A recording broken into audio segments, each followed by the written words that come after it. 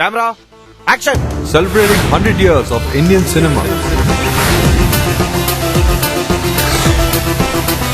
Cut! Roll camera, take one. On Telugu Taranga, it's your baby.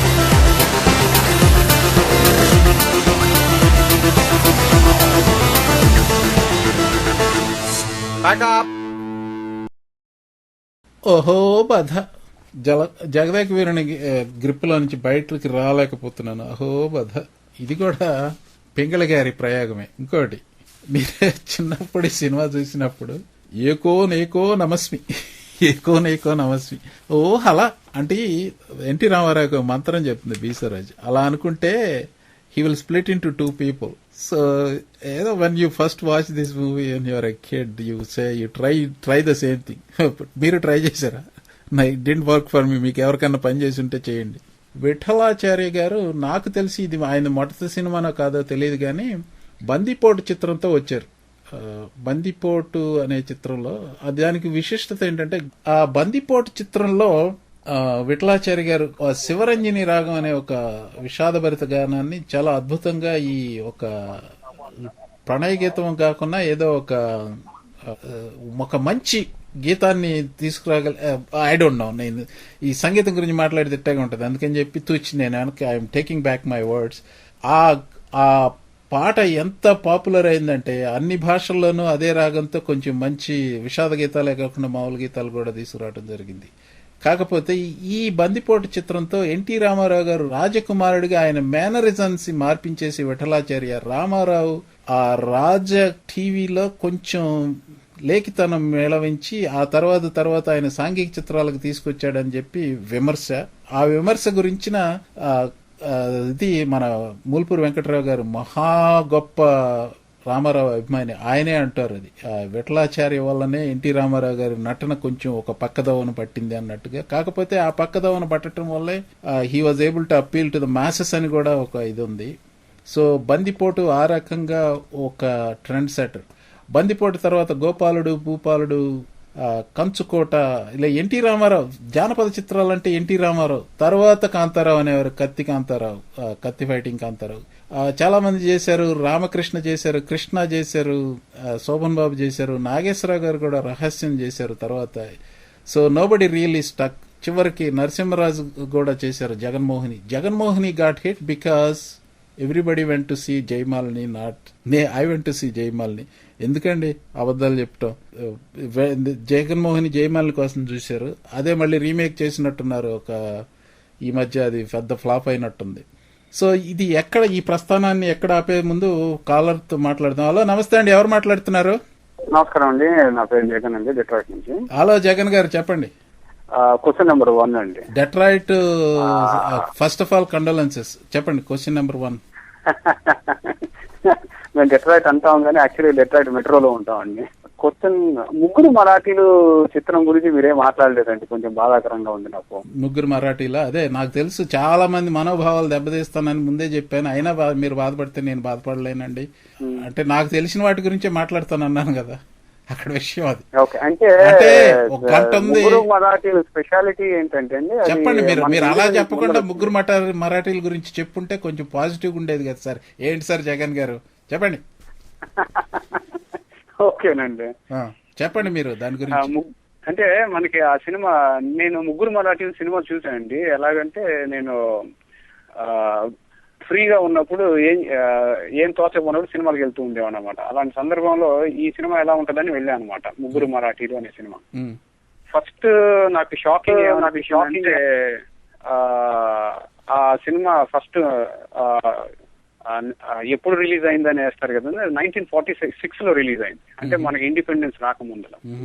That's one amazing thing అండి. The other thing ఏంటంటే, అందులో ఆ రోజు టెక్నాలజీకి ఈ రోజు టెక్నాలజీకి ఎంత డిఫరెన్స్ ఉంది అనడానికి చిన్న ఎగ్జాంపుల్ ఏంటంటే, హీరో నాగేశ్వరరావు. జగన్ గారు, మనకి టూ మచ్ టైం లేదండి, మీరు క్విక్ గా పాయింట్ కి వచ్చేసేయండి దాంట్లో. సారీ, కత్తి యుద్ధం చేస్తారండి అస్థిపంజరాలతోటి. కాకపోతే అందులో మనుషులకే అస్థిపంజరాలాగా వేసేసి ఫైట్ చేయించారండి. అది కొంచెం ఇప్పటికీ గుర్తుంది అనమాట నాకు. సెకండ్ థింగ్ ఏంటంటే, మీరు కీలు గుర్రం గురించి కూడా మాట్లాడితే నేను ఇంకా ఆనందించేవాడిని. అది కూడా చాలా పెద్ద చిత్రం అనుకుంటాను. నేనేమన్నాను, ఇంకా కొన్ని సినిమాలు ఉన్నాయి నాకు Yeah. మాట్లాడడానికి. మీరు చెప్పింది నాకు అవన్నీ అర్థమైంది. పాసింగ్ రెఫరెన్స్ లో ఉన్నాయండి. ఎందుకంటే ఇప్పుడు నాకు పలానా చిత్రం నచ్చింది, మీరు దాని గురించి ప్రస్తావించలేదని మీరంటే you started on the wrong foot. అక్కడ నేను ముందే చెప్పాను, నాకు అన్నీ తెలియదు, నేను అన్నీ చూడలేదు. పావలా ఇచ్చేవారు వారానికి, నెలకు ఒక సినిమా, అందులో ఎన్ని చూస్తాం అన్నీ చూశాను. సో ఒక నా లిస్ట్లో ఉన్నవి, నేను పూర్తి చేయలేకపోయినవి, వాటిని కొంచెం ఇన్ఫ్లుయెన్షియల్గా ఉన్నాయి అనుకునే సినిమాలు చాలా ఉన్నాయండి. శ్రీ శ్రీ శ్రీ మర్యాద రామన్న కూడా ఒక జానపద చిత్రమే. అందులో రామకృష్ణ ఉన్నారు. బట్ విశిష్టత ఏంటంటే ఎస్పి బాలసుబ్రహ్మణ్యాన్ని తొలుత పరిచయం చేసిన చిత్రం అది. కాంతారావు గారిది అది కృష్ణది బొమ్మలు చెప్పిన కథ. శోభన్ బాబుది కూడా ఏదో ఉంది, వెంటనే గుర్తు రావట్లేదు. ఏఎన్ఆర్ గారి రహస్యం, బాలకృష్ణ గారి భైరవ ద్వీపం, ఇలాంటివి చాలా ఉన్నాయి. ఇప్పుడు బాలకృష్ణ గారి భైరవ ద్వీపానికి వేరే ఎవరో కవర్ చేస్తున్నారు. ఇక్కడ పాయింట్ ఏంటంటేనండి, మీకు నచ్చిన సినిమాని నేను కవర్ చేయలేదని మీరు బాధ పెట్టుకోండి. మీకే కాదు అందరికీ. లేదండి, నాకు నచ్చిన సినిమాలు నేను చెప్పట్లేదండి, ఇవి కూడా కీ చిత్రాలు కదా అని అనుకున్నాను. లేదు అంటే 100 గంటలు ఉన్నప్పటికీ మనకి 100 ఏళ్ల చరిత్ర అన్నిటినీ కవర్ చేయలేమనే అదొక క్యావియాట్ ముందుగానే చెప్పాల్సింది. But anyway, so thank you for the call అండి. నెక్స్ట్ అవర్ లోకి వెళ్ళిపోవాలి. నేను జానపద చిత్రాలకి ఒక కర్టన్ వేసేసి తర్వాత నెక్స్ట్ అవర్ లోకి వెళ్తాను. Sorry to hurry you, but we're sticking to the clock అండి. Thank you very much.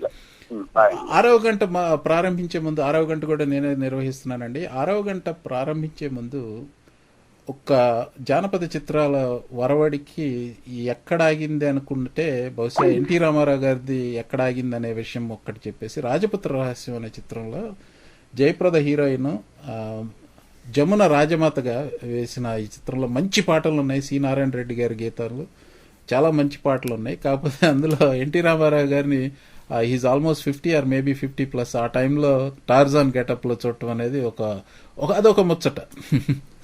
అంతకి ఆయన టార్జాన్ గా అడవుల్లో పెరిగి తర్వాత రాజకుమారి జయప్రదని అడవుల్లో చూసినప్పుడు ఆ శరీర సౌష్ఠవాల్ని, అరే ఇది ఈ మనిషి ఏదో తేడాగా ఉందే, మగాడిలాగా లేదే అనుకుని చెప్పి మెసేజ్ చేయటం, అదొక చిన్న చిలిపి జ్ఞాపకాలు నాకు. సో అక్కడతో ఆగిపోయిన తర్వాత ఎన్టీ రామారావు జానపద చిత్రాలు అయితే చేయలేదు ఆయన. పౌరాణికం దానవీర సూరకర్ణ అది చేశారు కానీ, వెయిట్ ఎ మినిట్, సింహబలుడు చేశారు. సింహబలుడు అది పూర్తి జానపదం అంటానికి లేదు. సింహబలుడు కూడా బాగా హిట్ అయింది. అందులో సన్నజాజులై కన్నెమోజులై పాట బాగా సూపర్ డూపర్ హిట్. సింహబలుడు కూడా హిట్ అయినట్టుంది. సో ఇది క్లుప్తంగా అంటే చివరికి వచ్చేసి బాగా కుదించేసి అన్ని జానపద చిత్రాలన్నీ అక్కడ కట్టగట్టుకుని చెప్పటం లాగా ఒక్క చిన్న మెమరీతో ముగిస్తాను. అదేంటంటే గోపాలుడు భూపాలుడు సినిమా చూసి నేను మా చెల్లెలో అప్పుడు 6 ఏళ్ళు కూడా లేవేమో, బహుశా 5 సంవత్సరాలు అయి ఉంటాయి. ఆ సినిమా చూసి, ఆ సినిమాలో ఒక రామారావు తిండిపోతూ, ఇది డబుల్ రోల్, అందులో ఒక రామారావు తిండిపోతూ, ఒక రామారావు కొంచెం వీక్ క్యాండిడేట్. ఆ తిండిపోతూ విపరీతంగా తింటాడు. ఏదో పళ్ళెంలో పెద్ద లడ్డూలు పెట్టుకుని తింటాం. ఇది మాయాబజార్లో ఘటోద్గజుడు తిండి లాంటిది అనుకోండి. అలాంటి తిండి చూసి ఇంటికి వెళ్ళిన తర్వాత మా అమ్మ సున్నుండలు చేసింది. సున్నుండలు ఉన్నాయి, ఆ డబ్బా నిండా ఉంటే ఆ సినిమాలో రామారావు తిన్నట్టు తినాలని చెప్పేసి బొక్కుకొని పొలమారటం అంటే like I pretty much choke my self. ఆ జ్ఞాపకం ఎప్పటికీ మర్చిపోలేను. గోపాలుడు భూపాలుడు. అది ఈ గంట జానపద చిత్రాల గురించి మోహన మురళీధరుడి సమీక్ష.